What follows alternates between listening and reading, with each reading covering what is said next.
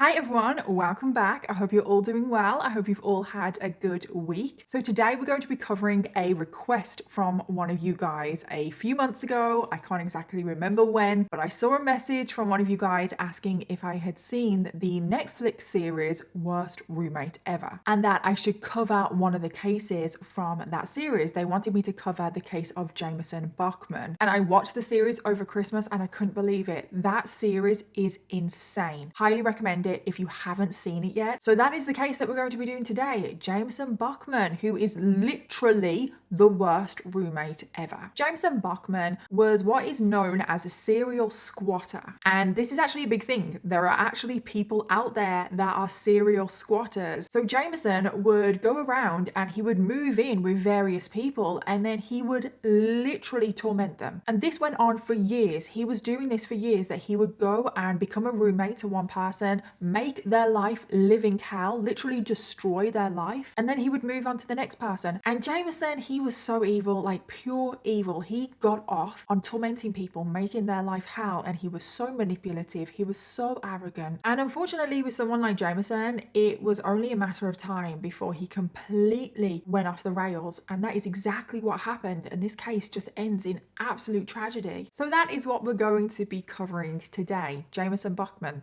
the worst roommate ever. And I'm telling you, this case will make you rethink wanting a roommate. It really will. I just want to give a huge thank you to today's sponsor, and that is HelloFresh. So it's the new year, and I feel like this time of year we're always looking to change things up a little bit, especially with food. So maybe you're stuck in a rut in the kitchen and you're cooking the same meals over and over again, or maybe you're just trying to save some time in the kitchen. You want something that's going to be quick and easy to cook, or maybe you're just trying to budget a little bit better for the meals of the week. Well, HelloFresh can help with all of those. With HelloFresh, you get delicious recipes with fresh ingredients delivered right to your door, making meal times pretty much stress-free. And they have so much variety. There's always so many different meals that you can choose from each week. They have family-friendly options, calorie-smart options, quick and easy options. Plus, they have all dietary requirements covered. All of the ingredients come pre-portioned, which means that there is less waste, and all of the ingredients come in their own separate little brown bag, which makes it really easy when it comes to the mealtime, because you just pull out your brown bag, you put the ingredients on your counter,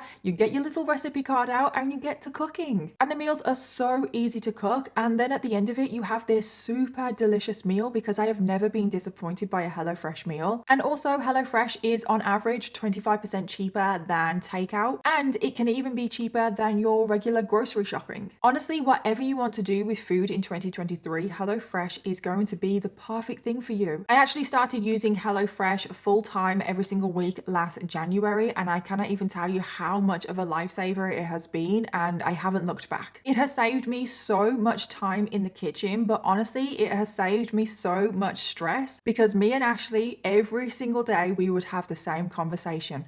What do you want for dinner? I don't know. What do you want for dinner? We would just go around in circles and we would never know what to have for dinner, and we would end up cooking the same boring meals. But now that we have HelloFresh every week, we don't have that problem anymore. So HelloFresh saves you time and stress in the kitchen. There is so much variety and the meals are always delicious, and it can help you budget and save money, plus so many other reasons why you should try out HelloFresh this new year. And if you guys wanted to try out HelloFresh for yourself, go to hellofresh.com and use the code 21 Danielle for 21 free meals plus free shipping. That's hellofresh.com and use the code 21 Danielle for 21 free meals plus free shipping. And if you use my code at checkout, it really does help out this channel. Thank you again to HelloFresh for sponsoring today's video, but thank you to every single one of you watching right now, because without all of you guys, I wouldn't have opportunities like this. And now let's jump into today's case. So Jamison Bachman was born in 1957. An exact date of birth is not known. And he grew up in Elkins Park, Philadelphia, where he lived with his two parents and his older brother,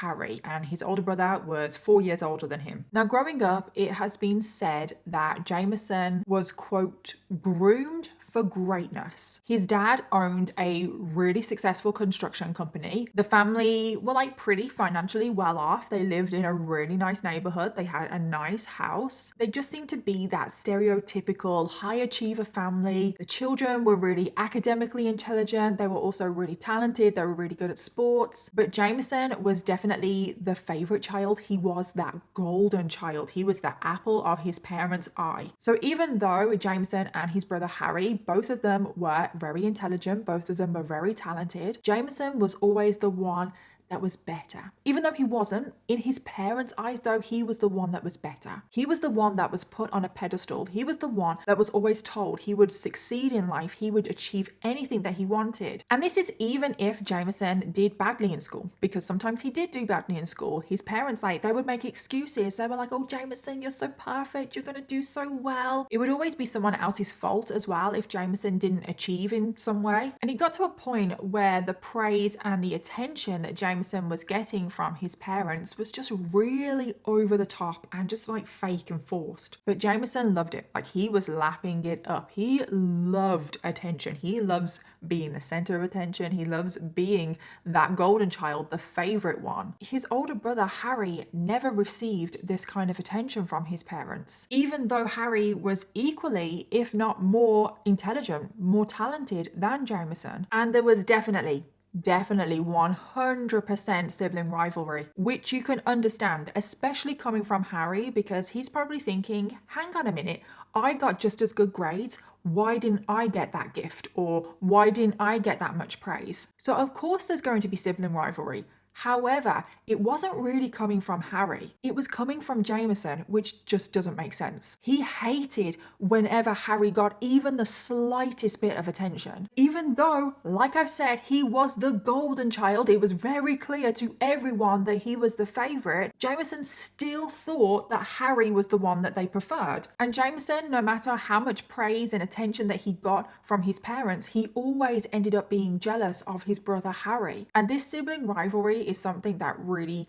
does come into play at the end of this case. And this is how Jamison grew up. He believed that he was going to be successful. There was no ifs or buts about it. It was destined for him and he didn't have to put in any work. So that was what Jamison was pretty much like at home. So now we move on to what he was like at school. And to be honest, he was the exact same. He has been described as, quote, the cockiest kid you'll ever meet. The way Jamison was treated at home definitely extended into what he was like at school. And it ended up that no one really liked him in school. He was actually the kid that everyone avoided because he was arrogant, he was loud. He just thought that he was better and more intelligent than everyone. He was just really obnoxious. But Jamison did have a couple of friends in school, and the two friends that he had were called Bob and Chip. And even to his so-called friends, Jamison was still a nightmare. He is definitely not the kind of friend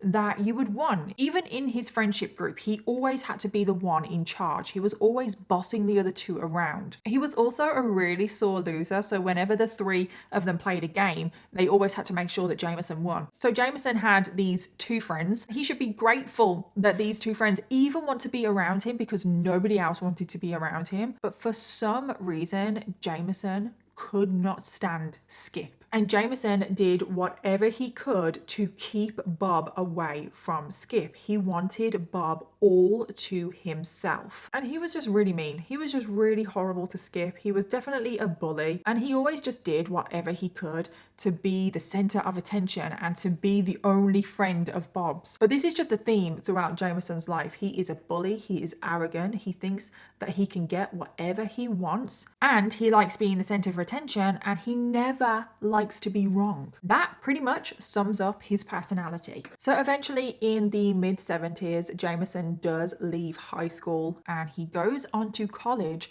to study for a law degree. And honestly, a law degree in the hands of someone like Jamison is bad news. Jamison wanted to become a lawyer, and it's said that law is something that fascinated him. And this fascination of his with the law started when he was a child, and that is because his grandfather was an attorney. He was a defense lawyer, and it's said that when Jamison was a very young child, his grandfather used to take him to trials, like murder trials. Now, you might be thinking, especially given what Jamison goes on to do later on in the case, you might be thinking, oh my God, you can't take a child to court. You can't take a child to watch murder trials. However, this is actually something that I relate to Jamison about, which is weird, because honestly, I would have loved this. I really would. As weird as it sounds, I wish that my granddad or someone that I knew was an attorney, and I wish that I was taken to court when I was younger to watch murder trials. From as young as the age of 7, I have also been fascinated by the law, and from the age of 7, I used to say to everyone,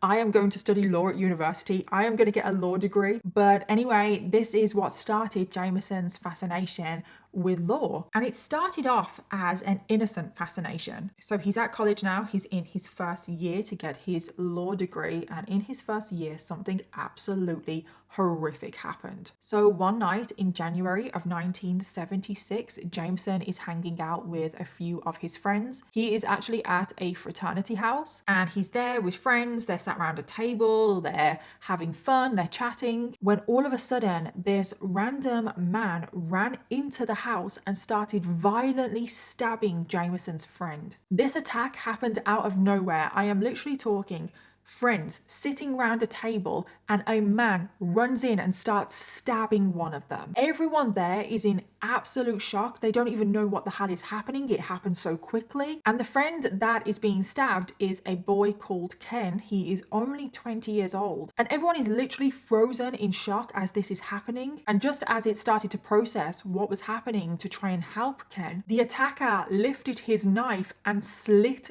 Ken's throat. And then he just ran back out the door. Now, Jamison and everyone else there ran over to Ken to try and stop the bleeding, to try and help save his life. But Ken very tragically lost his life. Jamison had witnessed in front of his own eyes his friend be murdered. Now, the attacker was determined to be a 25-year-old man called Randy, and it turned out that Randy worked at one of the libraries on campus. And earlier on in that day, Randy and Ken got into a little bit of an argument because Ken was eating a cheese sandwich in the library, and Randy asked him to stop, and Ken refused to stop eating. They got into a little bit of an argument, and that is why Randy killed Ken over a sandwich. And what is the worst part about all of this? Because Randy and Ken got into an argument, Randy claimed that it was self-defense and he got away with the murder. What the actual hell? I feel like that is a case in itself, and I didn't have any time to do any more digging, but what the hell? How is that self-defense? You had an argument earlier on in the day over a sandwich. How is killing anyone over a sandwich self-defense? And poor Ken lost his life over this sandwich, and he was only 20 years old, and it's just horrible. But the reason why I have told you that story, because obviously I have gone into quite a lot of detail, is because this event absolutely traumatized Jamison. It is said that Jamison was never the same after this incident. His personality just completely changed. He became more shut off from the world. He was more paranoid, more reclusive, more isolated. It also probably affected him that Randy got away with the murder as well. And later that year, Jamison dropped out of college. I don't exactly know why, but I feel like that event traumatized him so much. He was just struggling. He couldn't cope anymore. And he went off grid. He dropped out of college and just disappeared. His friends wouldn't hear from him. He wouldn't really be in contact with family. And it would be like this for the next 20 years. So we now get to the late 1990s, and this is 20 years after Jamison has dropped out of college. And he really has been off grid for those 20 years. He just disappeared. And after being off grid for so long, he just turns up in his hometown in Philadelphia. And what does he do? He meets up with his friend Bob. Remember his friend Bob from high school, the one that he was pretty much obsessed with? Well, Jamison meets up with Bob, and he starts telling Bob what he's been doing for those 20 years. Now, I must say we have to take everything that Jamison says with a grain of salt. But he first said that he spent some time in Israel and he served in the military there. He then met a woman from the Netherlands. He fell in love with her and moved to the Netherlands. And then when he was in the Netherlands, he went to university to study Japanese. It's just like random. All of those three things, so random. And now that Jamison was back from the Netherlands, he needed somewhere to stay because he had nowhere to go. And this is basically why he met up with his friend Bob, because he wanted to be a freeloader and stay at his friend's house. So Bob felt really uncomfortable. I mean, this was his best friend, or at least one of his best friends from high school, but he hadn't heard from him in 20 years. He all of a sudden shows up and he's basically asking to stay at his house. He felt like he was in a position where he couldn't say no. So he ended up saying yes, and this would be a decision that he would soon regret, because Jamison was an absolute nightmare. And in particular, Bob's wife found him infuriating, because most of the time Jamison would just sit around and complain about everything, complain about how his life has turned out, but also complain about his brother Harry, how it wasn't fair that Harry was successful. He would complain that it should have been him that was successful, not his brother Harry. And of course he blamed everything else other than himself. And I would love to know what he was actually doing in those 20 years, because I don't buy his stories. The experience that he went through when he was at university in the US, where his friend was murdered, I think we can all agree that that was traumatizing, that would have a significant impact on someone's life. But what else happened in those 20 years that defined Jamison to become the serial squatter? But anyway, Jamison is bitching and moaning about everything, not taking any responsibility or accountability for his own actions, for the way his life has turned out. And he also started to say like all of these weird things, and Bob and his wife just didn't know whether to believe him or not. He started to say that his dad was really abusive towards him, and he really hated his mom, and he hated his mom from the age of 8 years old. But whilst we don't know if any of that is true, we do know that he cut himself off from his family. He didn't really have anything to do with them over those 20 years. And of course, he's now gone to Bob for somewhere to live, not someone from his family. And he cut his family off so much, and he hated his family so much, that when his dad died, he refused to go to the funeral. However, he still turned up for when the will was read out, because he was hoping to get some money. And I feel like that just sums up Jamison. So he was living with Bob for a short time, but Bob's wife just couldn't take it anymore, and she decided to kick Jamison out. So Jamison, with no one else to turn to, he was now just left on the streets. He had nowhere else to go. And honestly, I don't know what he does from this point. Like, I don't. There's definitely some holes in this story, because the next thing I know, it is the early 2000s. Jamison is now in his mid 40s, and he decides that, you know what, it is now time for me to get my law degree. He is desperate to become a lawyer. He has always made it very clear that that is what he wants to do. And he goes to university to get his law degree. He's finally achieved what he has always wanted. Now, just because you have a law degree, that doesn't mean you can actually practice law, because now he needs to pass the bar exam. But at his first attempt at taking the bar exam, he failed. And he was so outraged, because the kind of person he was like,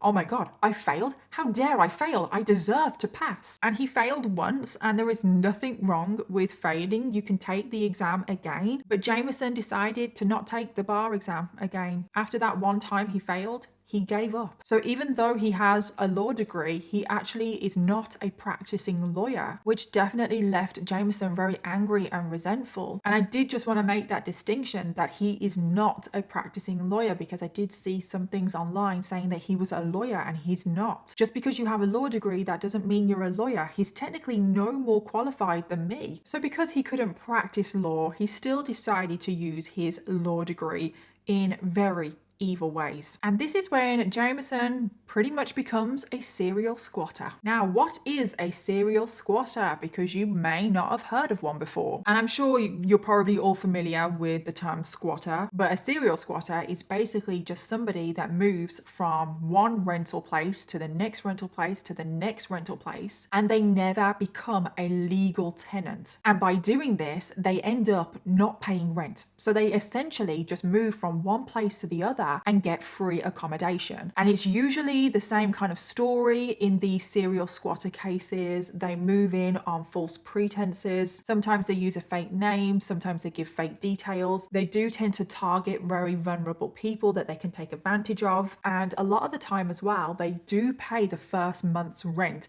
to get their foot in the door. And then after that first month, they pretty much don't pay anything. And that person will stay in the property for as long as possible before they eventually get evicted. And then once they're evicted, they move on to the next place. They move on to the next victim. And this cycle just goes on and on and on. And that is what a serial squatter is. And most of the time, people find it really hard to evict these people because they have squatters' rights. Because laws are obviously different all around the world, and the laws on this are probably different state to state in the US. But a lot of the time, the squatters' rights, the laws surrounding this, favor the squatters rather than the legal tenants or the landlords. So these squatters, they move in, and because the law a lot of the time is in their favor, it is so hard to evict them, and sometimes it can take months to get these people out of your home. It is such a scary situation to be in. And a lot of the times, the people that are doing this have a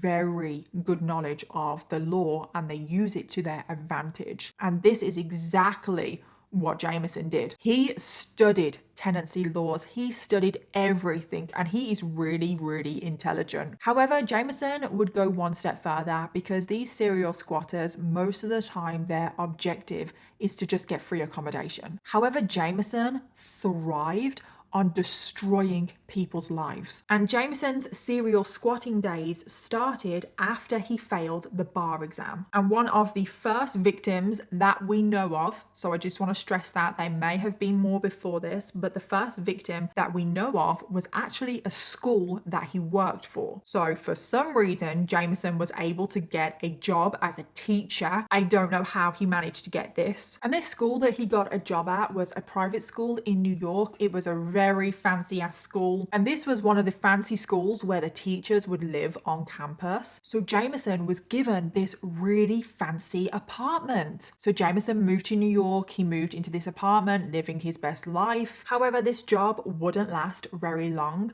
because he wasn't a very good teacher. Because he is arrogant. He thought that he was better than everybody. He thought that he was better than all of the other teachers. And it wasn't long until he was fired. And because he was fired, he had to leave his fancy apartment. And did Jamison take too kindly to this?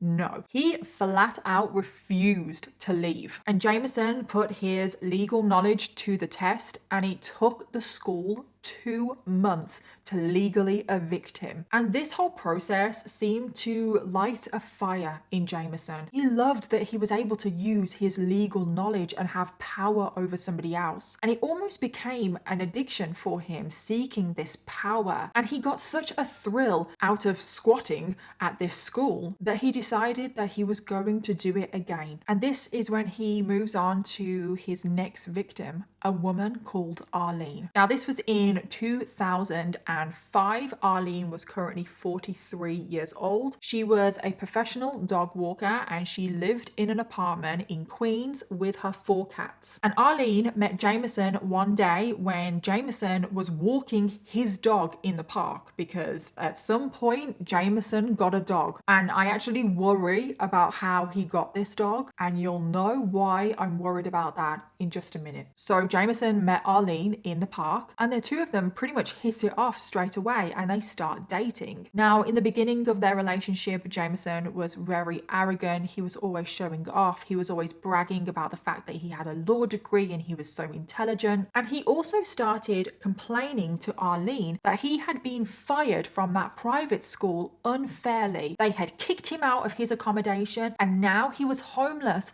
on the streets with his dog. Now, Arlene, their relationship was very, very new. It was very casual at this point. She felt bad for him. I mean, she was dating him and now he was homeless. So she told Jamison that he could stay with her whilst he got his feet back on the ground, as long as he helped pay bills. Now, Jamison was over the moon with this. He was like, oh, of course, I'll pay for the bills. I'll pay half for everything. So it was in June of 2006 that Jamison shows up with a U-Haul whole van and moves into Arlene's apartment. And it didn't take long for the red flags to start popping up left, right, and center. The red flags pretty much started showing up on day one. So he moves in, and the very next day, Arlene returns home from work. And when she enters her apartment, all of the furniture has been moved. And this is on day one. And I'm talking about whole living room furniture, everything has been rearranged. Who the hell rearranges someone else's home? Everything was in a completely different place. And Arlene walks in and she's like, what the hell is going on? The sofa has been moved. Everything in the living room has been moved. The beds have been moved. It was literally like she was walking into a different apartment. And this seems pretty harmless. It definitely seems weird, but it does seem pretty harmless. I mean, I would lose it. I would hate it if I was living with someone for one day and they had moved and touched all of my stuff. But it's not the biggest deal in the world. Someone has just moved a little bit of furniture around. Is that the biggest deal? No. And there was actually a very good reason for Jamison to do this. He wanted his victims to feel unsettled. He wanted them to feel paranoid in their own home. But also he wanted to show them that he had that power. He had that power over them. And this whole rearranging furniture is something that Jamison would do with pretty much every victim. And this was just the start, because over the next coming weeks, he would do all of these little weird things. He would continue to rearrange the furniture, but he would also complain to Arlene over the smallest things. He would complain that the windows wouldn't open properly, that the toilet didn't flush properly, that there was dirty dishes on the side. And because of all of this, he was not paying rent. Oh no, she violated his rights. And this weird and bizarre behavior went on for months. And remember that Arlene and Jamison are dating. Well, that relationship does eventually break down. I mean, can you blame Arlene? And this went on for months, and Arlene decided that she'd had enough. Like, she wanted this man out of her home. He was taking advantage of her. He was not paying bills. He was not paying his half of the rent. He was constantly just bullying her and being a nightmare to live with. So she decided to get the police involved. She went to the police and she said that this man living with her, Jamison, is driving her insane. She wanted to get permission to change the locks because he's not technically a tenant. Like, that is her apartment. Surely she should be allowed to change the locks if she wanted to. But the police told her that she wasn't allowed to change the locks. Even though Jamison wasn't a legal tenant, he still had the right to live there. If Arlene changed the locks, she would actually be the one arrested. I know, can you believe that? Arlene, oh my God, I feel for her so much. She has allowed this man into her apartment to live with her because she felt sorry for him because he was on the street. And now she is being told that she will be arrested if she changes the locks to her own home. Jamison had squatters' rights. He was living in the building. He was getting his mail delivered to the building. And there was no way for Arlene to get him out of her home. She would need to get the landlord involved, but also the courts. And unbelievably, I can't actually believe that this happened. Jamison was living there for weeks. Then it turned into months. And then it turned into years. Jamison ended up staying with Arlene for the next 4 years. 4 years Arlene had to have this man in her apartment, causing her hell. So remember, they're not together. They're not a couple anymore, but they had started off as a couple. So they had started off sharing a bedroom. But even though the relationship had broken down, Jamison was refusing to leave the main bedroom. And Arlene, obviously not wanting to stay in the same room as him, also had to move out of her own bedroom and start living in the spare room. I can't believe that Jamison has literally just come into Arlene's life and taken over. But it gets worse. It really does. After 4 years, Arlene had had enough. I honestly don't know how she lasted 4 years. Jamison had been living there rent-free, not paying for any bills. He had kicked her out of her own bedroom, and Arlene lost it. She confronted Jamison. She threw some bills in his face and she was like, these bills need paying, you better pay them. And she just couldn't control her anger and her rage, and she slapped him, and Jamison lost it. When Arlene slapped him, he just grabbed her throat and started choking her. In response to this, Arlene kicked Jamison as hard as she could, and thankfully she was able to get away, and she ran out of the apartment and dialed 911, and officers came out and they managed to calm down the situation. But Arlene knew that this was the final straw. Like, she couldn't take this anymore. She was actually scared of Jamison at this point, so she filed for an order of protection against him, and she also filed for his eviction. However, unbelievably, things get even worse for Arlene from this moment. I know, it's like, how does it get worse than this? So first of all, even though she had filed for an order of protection, Jamison also filed for an order of protection against Arlene, which is crazy that he was able to do that when Arlene has done nothing. So essentially, this meant that they needed to stay apart from each other, but they also lived with one another. So that was a very complicated situation. But as soon as Jamison realized that Arlene had filed for his eviction, he was not happy about this. So he filed a fake police report saying that Arlene had attacked him with a knife. And unbelievably, the police believed him. The police believed him. Are you being serious? So Arlene ended up being arrested and charged and given 1 year's probation, all from this fake police report. And because of all of this, Arlene was forced to move out of her own apartment. So now Jamison was living in this apartment legally on his own. However, it gets even worse for Arlene from this moment, because if you remember, Arlene has 4 cats and she has now been evicted from her own apartment, and her cats are still in the apartment. So she needs to file for a court order to get them. However, the court system works very, very slowly. And whilst the cats are in Jamison's care, 2 of her cats had ongoing illnesses, and Jamison took those 2 cats and dropped them off at a kill shelter. I couldn't believe it. I am so angry. What the actual hell? Why couldn't he have just given those 2 cats back to Arlene? Arlene would have looked after them. She was looking after them. And as soon as Arlene found out that 2 of her cats had been dropped off at a kill shelter, she ran to that shelter to try and get her cats back. But very sadly, it was too late for one of her cats. One of her cats had just become way too ill, and the shelter had euthanized the cat. But Arlene was able to get one of her cats back from the shelter. However, the 2 other cats that were still living with Jamison, Arlene would never see those 2 cats again. If you are a pet owner, can you even imagine? I couldn't. That would be my worst nightmare. And that is why I said that I worry about how Jamison got the dog that he owns, because all I keep thinking is, did he steal that dog from someone else? So now we get to 2012 and Jamison is 55 years old. And you guessed it, he's moving on to his next victim, who is a woman called Sonia. Now, Sonia was currently 49 years old. She lived in an apartment in Queens, and following a breakup, she was looking for a new roommate because she was really struggling to pay her mortgage. She put an ad on Craigslist, and who responded to that ad?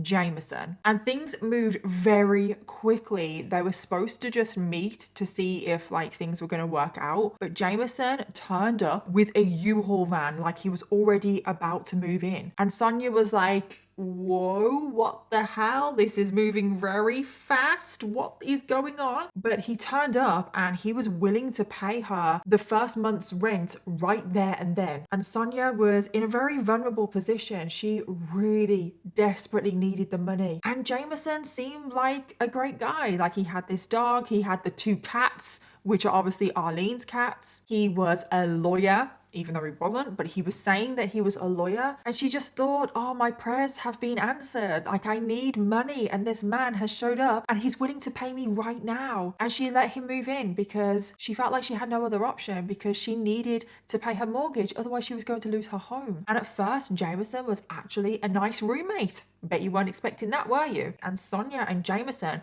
almost became close friends, and they really enjoyed spending time together. At least Sonia really enjoyed spending time with Jamison. However, after those few months, things start to go downhill. After the 2 to 3 months, Jamison stopped paying rent. He started just being a little bit more confrontational, a little bit more aggressive, and he was walking around the apartment as if it was his apartment, like he owned it. And Sonia was thinking, I need to get him out. Like, I need to get this man out of my apartment. He's not paying me rent anymore, and he's he's being a nightmare to live with, so I'm gonna get him out. So Sonia does exactly the same thing as Arlene. She goes to the authorities and says to them, can I change the locks? Can I just one day change the locks and not let this man back in? But again, Sonia was told the exact same thing, that that would be against the law, that Jamison has rights. He has squatters' rights. And she can't change the locks because that goes against his rights. And I just find this so crazy. I really do. What about her rights as a homeowner? What about her rights as a human? She was told that she would have to file for eviction through the courts and wait at least 3 months because that was Jamison's squatter's rights. But Sonia couldn't wait this long. She was already struggling to pay her mortgage, which is why she got a roommate in the first place. And now Jamison is not paying her. She is again struggling to pay her mortgage. She is really worried that she is going to lose her home. So what does Sonia do?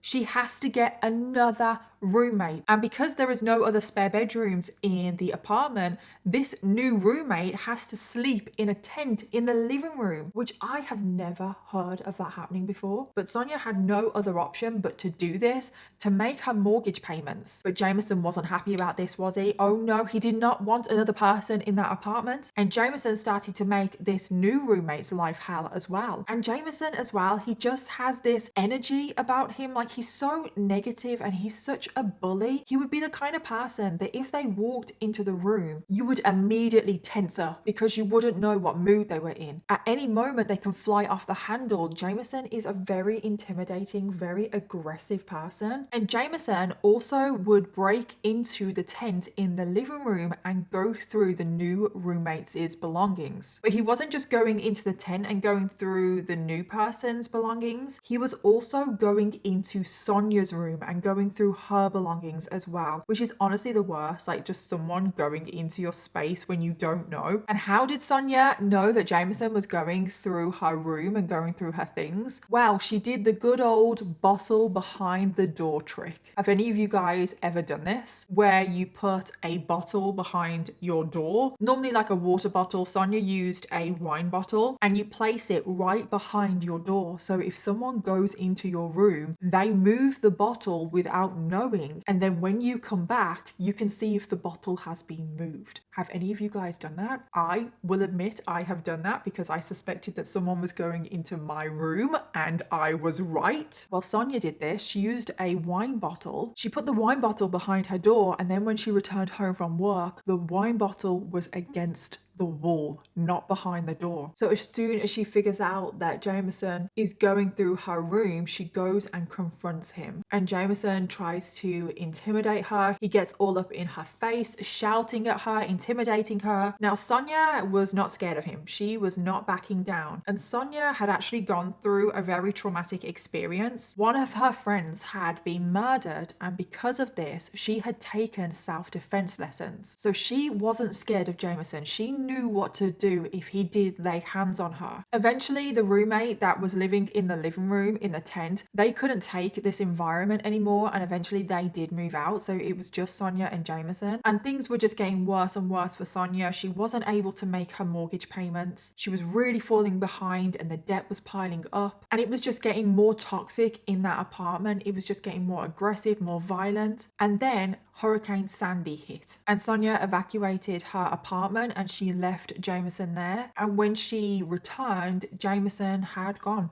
and he never returned. And that is eventually how Sonia got him out of her apartment. However, it was too late. She had already failed too many payments on her mortgage and she lost her home that she had worked so hard for. Again, Jamison has ruined somebody else's life, and unfortunately there are so many more victims to come. So now we get to the end of 2012, just after Hurricane Sandy. And is Jamison about to stop being a serial squatter? Of course not, because for the next 5 years, he would have many more victims. So the next victim is a woman called Melissa, and Jamison moved in with her. He sold her this sob story that he had lost everything in Hurricane Sandy. He had lost his home. He had nowhere to go. And Melissa felt sorry for him, so she let him move in. Again, he became an absolute nightmare. I feel like it's just a broken record. He is the same. He makes the person that he moves in with uneasy by moving things around. He refused to pay rent to Melissa. He became became physically aggressive as always. And there was one argument over Jamison's microwave because Melissa was just fed up and she was like, you know what? If you're going to be so unreasonable, I'm going to be unreasonable as well. And I don't want your microwave in my kitchen. So she picks up his microwave and she walks up the stairs to put the microwave in his bedroom. And Jamison lost it because he was like, oh no, I'm not having this person stand up to me. How dare she? So Melissa is stood at the top of the stairs with the microwave and she's trying to hand Jamison the microwave, and he grabs onto her shoulders and almost pushes her down the stairs holding the microwave. But thankfully Melissa's friend shows up at the bottom of the stairs, and as soon as Jamison sees the friend, he kind of composes himself a little bit and he thinks, oh, okay, better not push her down the stairs. But it's just so scary to think what could have happened if that friend hadn't turned up, because there is an interview with Melissa where you see the stairs that she's talking about and they're very steep. So I was bringing his microwave up the stairs. It was big and bulky. And as I was coming towards his door, he came out and started shoving me backwards. And I got to just the top of the stair when my friend came around the corner and was coming up the stairs, so he stopped short of pushing me down the stairs. Very dangerous. Like, he could have done a lot of damage to her if he had pushed her down the stairs. And he just completely took over Melissa's home like he did with the last victims. And he actually said to Melissa that she would do well in life. She's pretty, like she could get by. And he actually said to her, you have this home. Oh, well, no, you don't have this home anymore. This is my home. He actually had the audacity to say that to Melissa. Again, Melissa tried to get him evicted, but as we have come to realize, it is not that simple. And Jamison launched a ton of lawsuits against Melissa, making counterclaims to all of her reasons in her eviction claim. And Melissa said, quote, the effort he put into doing this was life consuming. It was literally like serial squatting had become Jamison's full-time job. And he got a kick out of it. He got a kick out of using his legal knowledge. He got a kick filing all of these lawsuits. And I just want to stress, he probably never planned to follow through with these lawsuits because that costs money sometimes. And he doesn't have any. But he just wants to use the law to intimidate people. He wants to make people think that he is above them. He wants to make people feel powerless to him. And it took months for Melissa to get rid of him, but she finally did in the end, thank God. And there are many more victims. Like, I can't believe it. There's so many more. In 2015, Jamison moved in with a man called Mark, and Jamison would literally spend his days walking around with a baseball bat trying to intimidate Mark. In 2017, Jamison moved in with a man called Michael, who Jamison terrorized just like all of the others. Again, in early 2017, he moved in with a man called Neville, who again he terrorized, and he actually violently attacked Neville with a broken coffee table leg. There were a couple of more other roommates, but we don't know their names. But we do know one of those other roommates was a woman, and Jamison tried to sue her because allegedly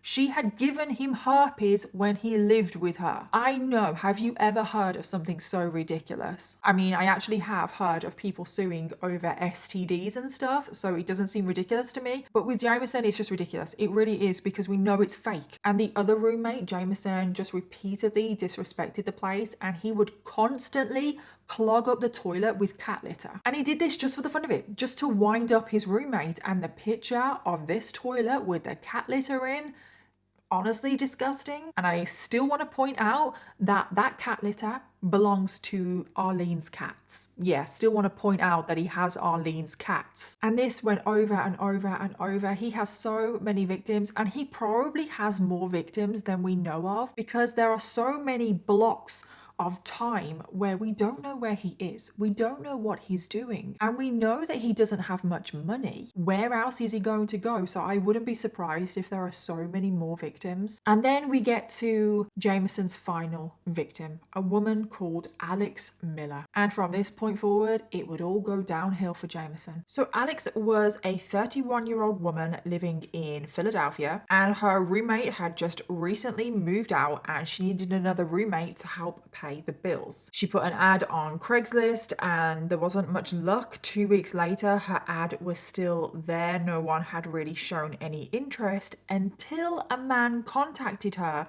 and this man was Jamison Bachman. But he didn't say that his name was Jamison Bachman. Oh no, he said that his name was Jed Creek. He said that he was a lawyer, and he was a lawyer in New York, and he wanted to move back to Philadelphia. He needed to be by family. He used this sob story that a family member was ill and he needed to be close to this family member. Again, he likes to put on this sob story, reel the person in, make the person feel sorry for him. So Jamison, who is obviously going by the name Jed, arranges to meet Alex to see if there would be a good fit to live together. The main concern was that Jamison has a dog, and Alex also has a dog, and she wanted to make sure that the two dogs were going to get along. So the two of them meet up, the dogs meet, and the dogs actually get on. And Alex is thinking, oh my God, this could actually work. The dogs are getting along.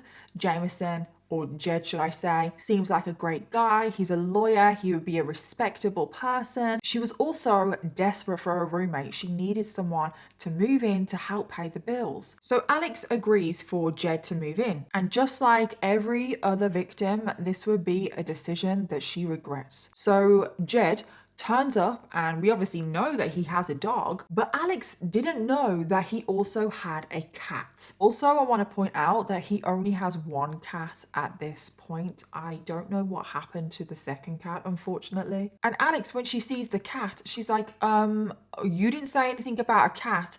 I'm allergic to cats. So when Jamison moved in, Alex gave him some paperwork to sign because obviously he needed to become a legal tenant. But he kept putting off the paperwork. He kept putting it off and putting it off because if he signed the paperwork, he technically wouldn't be a squatter. And we all know that that's what he is. He wants his squatter's rights. So he kept putting off the paperwork, kept delaying it. And then after a few days of him living there, Alex's furniture starts to get moved around. This is his tactic. This is what he likes to do. All of a sudden, Alex came home from work and she went to turn on the light, but the light wouldn't come on. And that is because Jamison had taken all of the bulbs out of the lights. Who the hell steals bulbs? Who? The next thing that happened is that she came home and she had a dining room table and there were 6 chairs around the table, but all of the chairs were gone. The table was still there, but the chairs were gone. So Alex knocks on Jamison's door, and I'm calling him Jamison. Remember that she thinks his name is Jed, but it's just going to get confusing. So she knocks on Jamison's door, and when he opens the door, she sees that all 6 of her dining room chairs are in his room, and he's made this like makeshift desk with the chairs, and she's like, what are you doing with the chairs? Put the chairs back. And he's just playing these mind games. He always does this. And Jamison was like, you don't need all these chairs. There is 6 chairs here, but there are only 2 people that live here. You don't need all of these chairs. So he gave her 2 chairs. Already, Jamison was an absolute nightmare. He did seem to become a nightmare quicker for Alex. And again, he used the same tactic of if there was anything wrong with the apartment in any kind of way, that would be his excuse to not pay rent. There was one time where he accused Alex of putting a cigarette butt down the toilet, and because of that, he refused to pay rent. He said to her, quote, "You should know about the warranty of habitability." Again, using words that no one ever uses, trying to use his legal knowledge to intimidate people. And Jamison was making Alex's life hell, and Alex was venting to her mom about Jamison. So Alex's mom said, "What's his name? What's his number?" So Alex gave her mom Jamison's details, or should I say Jed Creek's details. So Alex's mom, bless her, goes away, starts Googling, starts putting on her detective hat, trying to figure out who the hell this man is. And this is when she finds out that Jed Creek is not actually Jed Creek. This man is Jamison Bachman, and they find articles about him online that he is a serial squatter. The previous victim, Melissa, had actually written an article about him, and she exposed Jamison for what he was. And Alex, as soon as she saw this article, she was like, oh my God, this man is in my home. So now she starts thinking, what am I going to do? I need to get this man out of my home as quickly as possible. So she decided to throw a party, which I know sounds bizarre, but honestly, this was genius. And she called the party, quote, "a send-off for the serial squatter Jamison Bachman party." Now, Alex decided to throw a party because this is exactly what Jamison hated. Jamison hated noise, he hated drinking, he hated fun. He hated everything. He hated loud music. So Alex decided,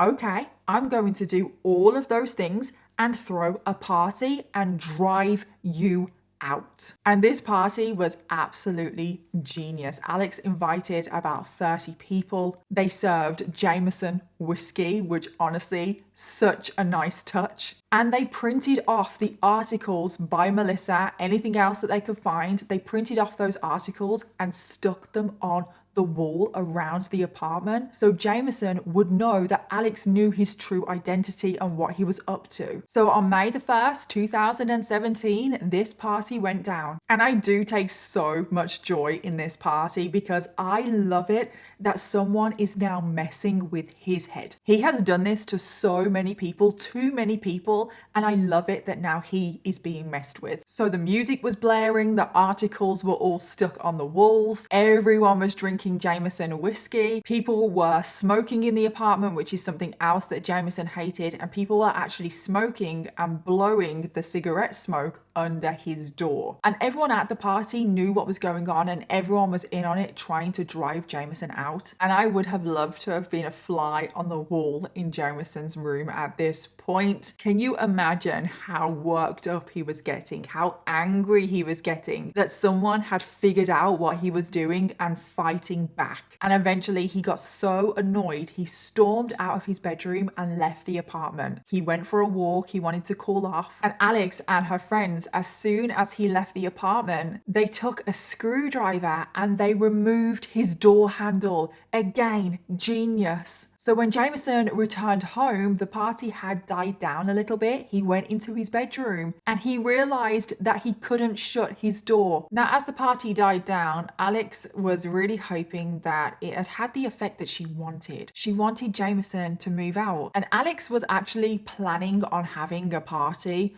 pretty much every single day until Jamison moved out. However, the party, it didn't have the effect that she was hoping for because Jamison is a violent, angry person. So the day after the party, Alex was up early. It was 4:30 a.m. And Jamison also happened to be up at this time. And this is when he took out his revenge. Alex went into the bathroom to get ready for the day and Jamison followed. He slammed the bathroom door open, he pushed her against the wall and he put his hands around her throat and just started choking her. And he said, quote, "You made a grave mistake, you stupid girl." Jamison then eventually let Alex go and walked off back to his bedroom. But this confrontation had really angered Alex because she was just like, who the hell do you think you are? You're in my home. And that is exactly what she said to him. She followed him to his bedroom and she said, who the hell do you think you are? But when Alex did this, Jamison again didn't take too kindly to this and he lunged at her. And because she was standing in the doorway, he slammed the door shut, but her leg got caught in the door. He then kept repeatedly slamming the door on her leg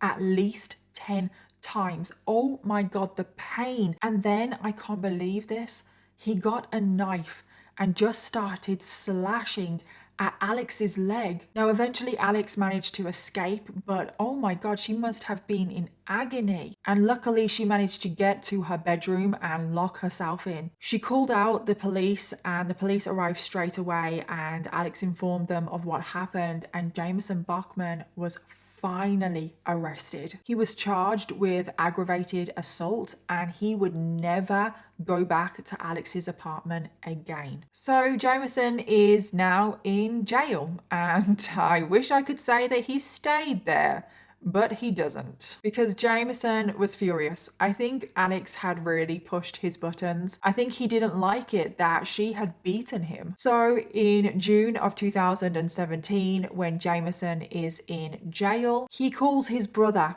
his older brother Harry, to come and bail him out. And this is where Harry re-enters the story. Harry is the brother, if you remember, that Jamison has a severe sibling rivalry with. He is also the brother that Jamison hasn't really had anything to do with for decades. So when Jamison phoned Harry up to come and bail him out, even though the relationship was definitely frosty, he didn't want to see his little brother in jail and he bailed him out. And you would think that Jamison would be grateful that Harry bailed him out, but he wasn't. Because Harry, very sadly, is soon about to be pulled into this terrible world that Jamison has created. So this all started 4 months after the initial arrest in October of 2017. And it was in October that Jamison got re-arrested for violating the protection order against Alex. So Jamison is back in jail and he phones up his older brother again, Harry, to bail him out again. So when Harry bails out Jamison, this time from jail, Jamison asks if he can crash at Harry's house. However, Harry knows that his younger brother can be quite aggressive and violent, and Harry has his own family to think about. So he refuses to let his brother stay with him. And this is when Jamison's rage and his rivalry with his brother really started to bubble over. All of that hate and that rage that he had directed at his brother came out, and he wanted revenge on his brother. For so long of this video, we have been talking about him being a serial squatter, and now we've looped back round to the very beginning of this video where he literally hates his brother and he has this severe rivalry with him. He hated the fact that Harry had a successful career, that Harry had a family, that Harry had this really nice house, and Jamison was just like, this is not fair. This is not fair, and I'm going to do something about it. So on the night of the 3rd of November, Jamison decided to pay a visit to Harry at his home. Jamison went into the house, and we don't actually know the exact events of what happened. However, we do know that Jamison launched a vicious attack on his brother Harry. He started beating his brother with his own hands, which he did so over and over, and Harry was beaten so badly that tragically by the end of the attack, Harry had suffered so much blunt force trauma to the head that Harry had lost his life. Following the attack, Jamison dragged his brother's body down into the basement. He got changed into his brother's clothes, stole his brother's credit card, and fled the scene and checked into a nearby hotel using his brother's credit card, and he checked into the hotel under his brother's name. And I can't believe we have now just covered the murder of Jamison's brother. I just don't get it. Like, I really don't. His hatred for his brother ran so deep, and it just doesn't make sense because Harry never actually did anything to Jamison but help him. So a few hours after the murder, Harry's wife was out of town and she realized that she couldn't get hold of Harry, which was very, very unusual. So she called the police for them to perform a welfare check. And this is when the police came across the horror scene and Harry's brutally beaten body. And it didn't take the police long to figure out that Harry's credit card had been taken. And it also didn't take them long to figure out that the credit card had been used at a nearby hotel. And a SWAT team was immediately sent to the hotel. So when the SWAT team arrived at the hotel, they found out the room that the person was staying in that had used Harry's credit card, and they broke down the door. They found Jamison inside, but he wasn't about to be taken without a fight. When the SWAT team confronted Jamison, Jamison pulls out an axe. And he just starts swinging it at the officers. It's crazy. Like, where did you get an axe from? He hit one of the officers in the face with the axe, as well as striking another one in the arm. But finally, thankfully, they detained him and arrested him. Following the arrest, Jamison was taken into custody and he was charged with the murder of his brother, Harry. However, Jamison would never make it to the trial because whilst he was in jail awaiting trial, on the 8th of December 2017, Jamison Bachman had hung himself in his cell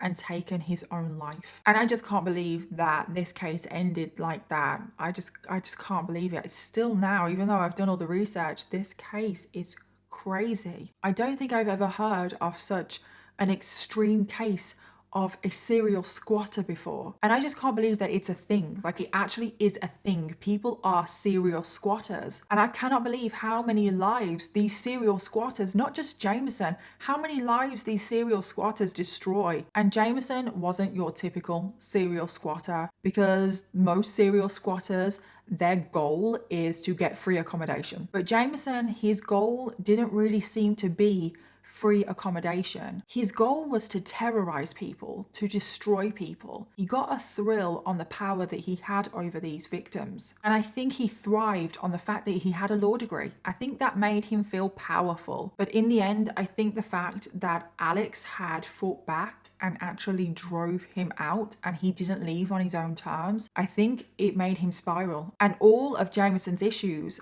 clearly are focused on his brother. Harry Bachman was described as a kind and loving man. He had a huge passion for architecture, which he had had a long and distinguished career in. But he also had a huge passion for his family. He was a husband, a father to 2 children, and a grandfather to 3 children. He is missed by all of them. And tragically, his life was taken too soon at the hands of his own brother. He was only 64 years old. And then there are so many other victims of Jamison from this story, some victims that we don't even know of. And some of the victims from this story, they are actually in that Netflix series. And they are still now, to this day, trying to rebuild their lives. And that is the end of the case of Jamison Bachman. And I still cannot believe how insane that case is. I don't think I've ever come across a case quite like this. So thank you for requesting this case. It was definitely an interesting one to research, and that series on Netflix, Worst Roommate Ever, is definitely a must watch, and I probably will cover some of the other cases from that series because they are all pretty fascinating cases. So as always, let me know your thoughts, theories, and opinions. Let me know if you have any horror stories about roommates. Let me know. I hope none of you watching this right now have ever experienced a serial squatter, but if you have, let me know what happened. Also, don't forget to let me know your case suggestions because I always want to know what you want to hear next. Thank you again to HelloFresh for sponsoring today's video, and I'll see you all in my next video. Bye.